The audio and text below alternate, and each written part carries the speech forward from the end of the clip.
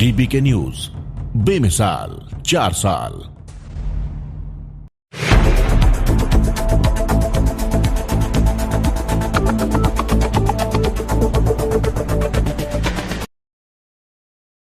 नमस्कार, state news bulletin में आपका स्वागत है। मैं आपके साथ हर्ष चौधरी। बुलेटिन की शुरुआत करने से पहले एक नजर बुलेटिन की अहम सुर्खियों पर। किसानों को किराए पर ड्रोन देगी गहलोत सरकार। कृषि मंत्री बोले 2 साल में 1500 ड्रोन कस्टम हायरिंग केंद्रों पर उपलब्ध करवाए जाएंगे। बहराइच में किराए के मकान में रह रहे युवक ने लगाई फांसी। मृतक युवक अपने 3 साथियों के साथ वॉल पेंटिंग का करता था काम। पटियाली में साइबर ठगों ने महिला डॉक्टर को बनाया साइबर ठगी का शिकार।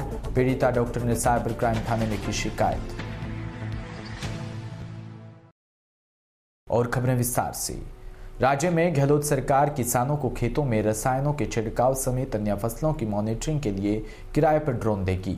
इसके लिए सरकार अगले 2 साल में 1500 ड्रोन कस्टम हायरिंग केंद्रों पर उपलब्ध करवाएगी। ड्रोन की उपयोगिता के लिए किसानों को जागरूक करने और उनके खेतों में लाइव डेमो देने के लिए ड्रोन निर्माता कंपनियों को 6000 रुपये प्रति हेक्टेयर तक का अनुदान भी देगी। यही नहीं, ड्रोन बनाने में आने वाली लागत पर 40% तक का भी अनुदान सरकार देगी, ताकि किसानों को सस्ती दरों पर ड्रोन उपलब्ध करवाया जा सके। कृषि विभाग की ओर से जयपुर के जोबनेर स्थित जोशीवास गांव में आयोजित राज्य स्तरीय ड्रोन तकनीकी का लाइव डेमोन्स्ट्रेशन कार्यक्रम में कृषि मंत्री लालचंद कटारिया ने कहा कि प्रदेश के ऐसे किसान जो सीमित आय के कारण महंगे कृषि उपकरण खरीद नहीं पाते, उन्हें ड्रोन किराए पर दिए जाएंगे। इससे किसान कम लागत और कम समय में अपने खेतों में रसायनों का छिड़काव कर सकेंगे। जोधपुर जिला कलेक्टर हिमांशु गुप्ता ने सभी संबंधित अधिकारियों व प्रभारियों के साथ बुधवार को G20 सम्मेलन में आने वाले प्रतिनिधि मंडल की आवभगत के लिए हो रही तैयारियों का जायजा लिया। बस से शहर का दौरा किया। जिला कलेक्टर से Paota circle, KN college circle, circuit house circle, Bhati चौराया, airport road, airport, hotel Indana palace, Ambedkar circle, Nagauri gate व मेहरानगढ़ आदि क्षेत्रों का दौरा किया। गुप्ता ने इस दौरान विभिन्न स्थानों पर पाई गई कमियों को नियत समय में पूर्ण करने के संबंधित अधिकारियों को निर्देश भी दिए। दौरे में नगर निगम दक्षिण आयुक्त अरुण पुरोहित, नगर निगम उत्तर आयुक्त अतुल प्रकाश, जोधपुर विकास प्राधिकरण आयुक्त नवनीत कुमार, जिला परिषद मुख्य कार्यकारी अधिकारी अभिषेक सुराना और संबंधित प्रभारी व अधिकारीगण साथ रहे।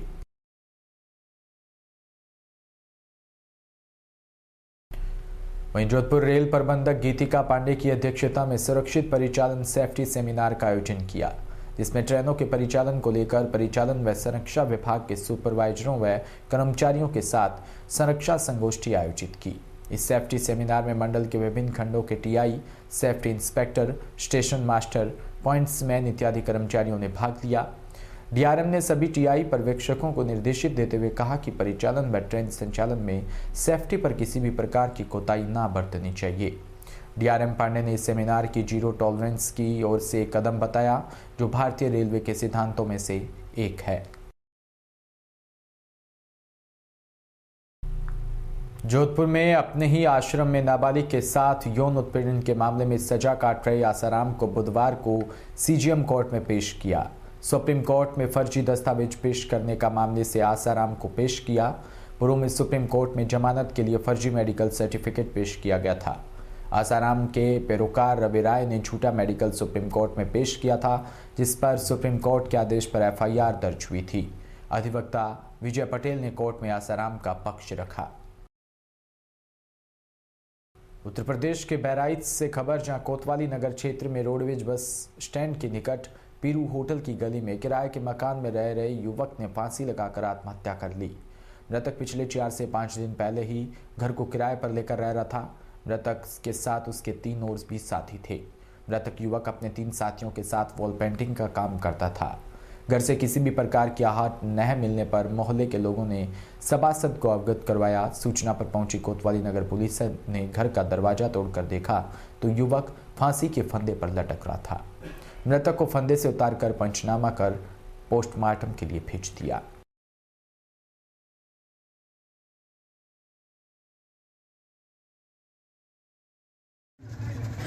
हाँ सर भाई, आज यहाँ पे एक युवक की जो है फांसी के फंदे पे मिला है। क्या है मामला, कौन लोग हैं?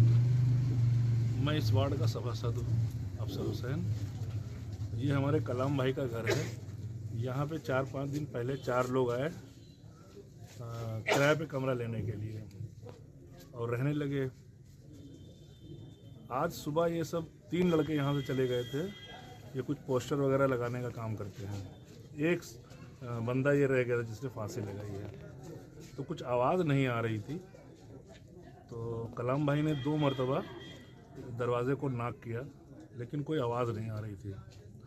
फिर उन्होंने हमको सूचना दी कि हमारे वहाँ किराए पे कुछ लोग आए थे और अंदर से दरवाज़ा बंद है, आवाज़ नहीं आ रही है। हम लोग जब मौके पे आए, हम थे, हमारे मोहल्ले के अंजुम भाई थे, तो इस खिड़की को हम लोगों ने डंडे से ढकेला तो अंदर इस लड़के की जो है लाश टंगी हुई मिली। ये कहाँ के रहने वाले, ये मृतक कौन थे? ये कन्नौज के रहने वाले हैं। कितने साल का? ये अभी पिछले 4 दिन पहले आए थे। लड़का कितने साल का था? लगभग 20-22 साल का था। कितने साथी हैं ये लोग? 4। सरकारी स्कूलों में शिक्षक मनमानी से बाज नहीं आ रही। यही कारण है कि गांव में शिक्षकों की लापरवाही के कारण पढ़ाई व्यवस्था ठप होने से अभिभावक अपने बच्चों को निजी स्कूलों में पहुंचा रहे हैं। एक तरफ शासन सरकारी स्कूलों में बच्चों को आकर्षित करने के लिए किताबें, छात्रवृत्ति व भोजन योजनाएं संचालित कर रहा है। इसके बावजूद ग्रामीण क्षेत्र के स्कूलों में लापरवाही के कारण बंद स्कूलों के नजारे आम हो गए हैं।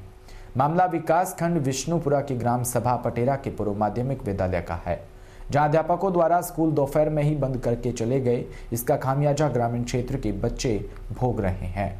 उनका स्तर कमजोर हो रहा है। ग्रामीणों और बच्चों द्वारा बताया गया कि स्कूल का मेज भी रिपेयर के नाम पर भेजा गया, जिसका अभी तक कुछ पता नहीं चला। ग्रामीणों द्वारा जब प्रधानाचार्य से पूछा जाता है तो कहा जाता है कि रिपेयरिंग में गया है, आ जाएगा, लेकिन हफ्ते दिन बीत गए, कुछ पता नहीं चला। ऐसे में लोगों के कई तरह के सवाल उठ रहे हैं। कहीं ब्रांच को बेच तो नहीं दिया? बच्चों द्वारा बताया गया कि समय से पहले ही शिक्षक स्कूल की छुट्टी कर ताला लगाकर चले गए। ये एक आम बात हो गई है।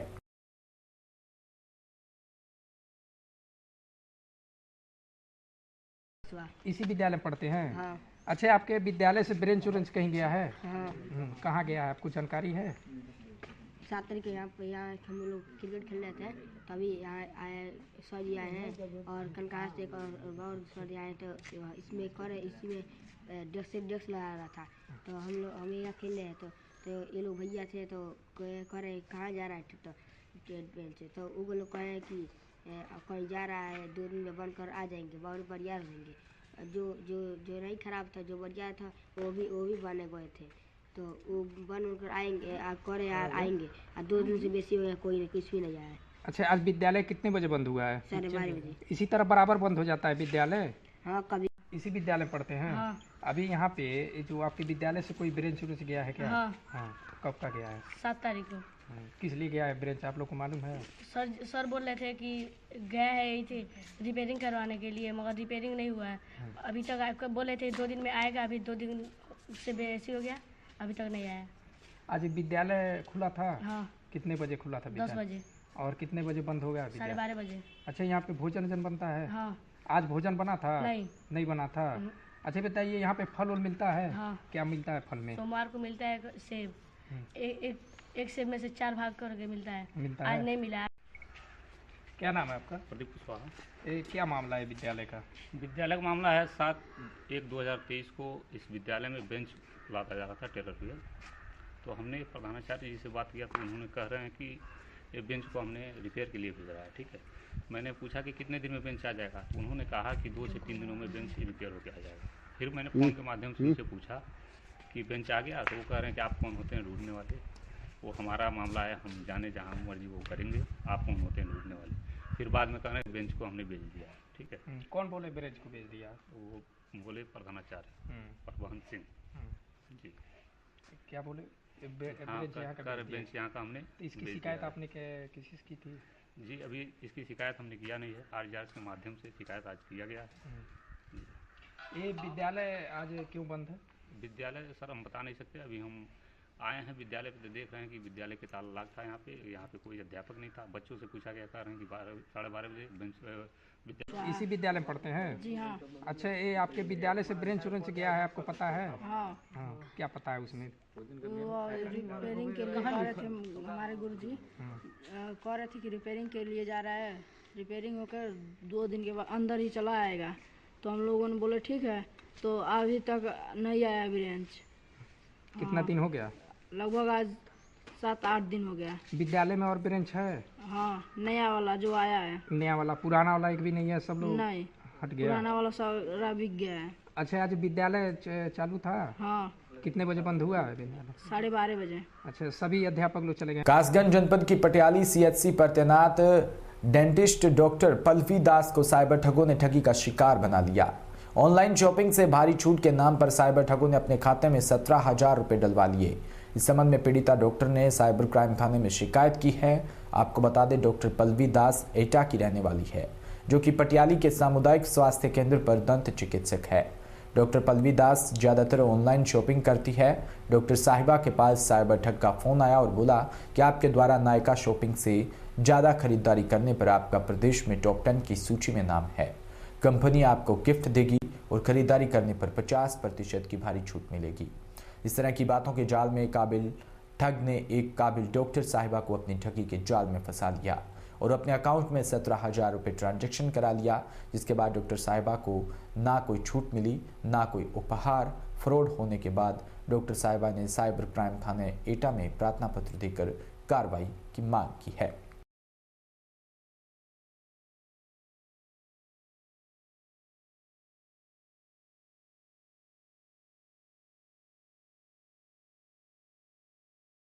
कासगंज नगर पालिका परिषद में हो रही अनियमितताओं को लेकर पालिका कर्मचारियों व सफाई कर्मचारियों ने 1 दिवसीय धरना प्रदर्शन किया।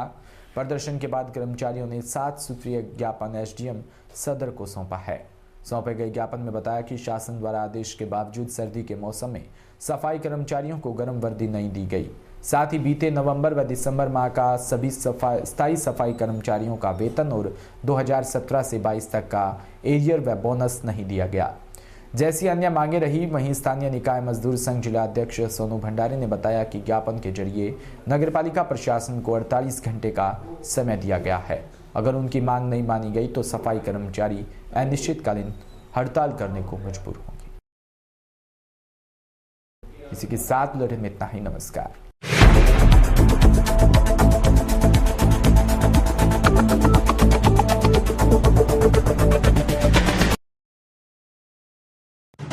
राजस्थान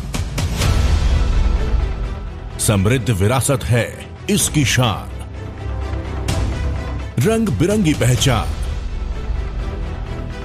अलवर से लेकर जैसलमेर तक, श्री गंगानगर से लेकर प्रतापगढ़ तक, संपूर्ण राजस्थान को कवर करते हैं हम। राजस्थान की हर खबर देखते रहिए डीपीके न्यूज पर।